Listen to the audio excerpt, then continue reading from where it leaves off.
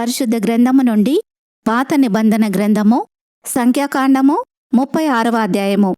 యోసేపు పుత్రుల వంశములలో మాకీరు కుమారుడును మనష్షే మునిమనుమడునైన గిలాదు యొక్క పుత్రువంశముల పెద్దలు వచ్చి మోషే ఎదుటను ఇశ్రాయేలీయుల పితరుల కుటుంబముల ప్రధానుల ఎదుటను మాటలాడి ఇట్లనిరి: ఆ దేశమును వంతు చీట్ల చొప్పున ఇశ్రాయేలీయులకు స్వాస్థ్యముగా ఇయ్యవలెనని యెహోవా మా ఏలిన వానికి ఆజ్ఞాపించెను.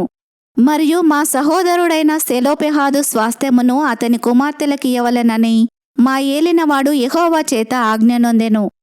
అయితే వారు ఇశ్రాయేలీయులలో వేరుగోత్రముల వారినెవరినైనను పెళ్లి చేసుకుని ఎడల వారి స్వాస్థ్యము వారి పితరుల స్వాస్థ్యము నుండి తీయబడి వారు కలుసుకొనిన వారి గోత్ర స్వాస్థ్యముతో కలిసి మాకు వంతు చీట్ల చొప్పున కలిగిన స్వాస్థ్యము నుండి విడిపోవును.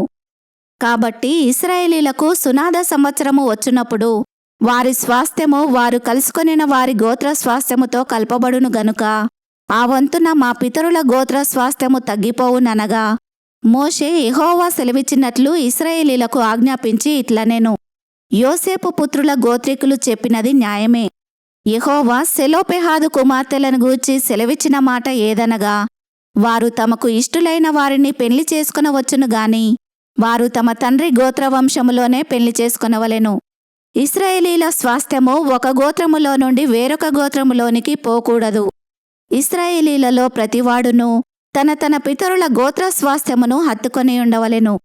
మరియు ఇశ్రాయేలీయులకు వారి వారి పితరుల స్వాస్థ్యము కలుగునట్లు ఇశ్రాయేలీయుల గోత్రములలో స్వాస్థ్యము గల ప్రతి కుమార్తెయు తన తండ్రి గోత్రవంశములోనే పెళ్లి చేసుకొనవలెను. స్వాస్థ్యము ఒక గోత్రములో నుండి వేరొక గోత్రమునకు పోకూడదు. ఇశ్రాయేలీయుల గోత్రములు వారి వారి స్వాస్థ్యములో నిలిచి ఉండవలెను. యెహోవా మోషేకు ఆజ్ఞాపించినట్లు సెలోపెహాదు కుమార్తెలు చేసిరి. సెలోపెహాదు కుమార్తెలైన Mahlah, Tirzah, Hoglah, Milcah, Noah తమ తండ్రి సహోదరుని కుమారులను పెళ్లి చేసుకొనిరి.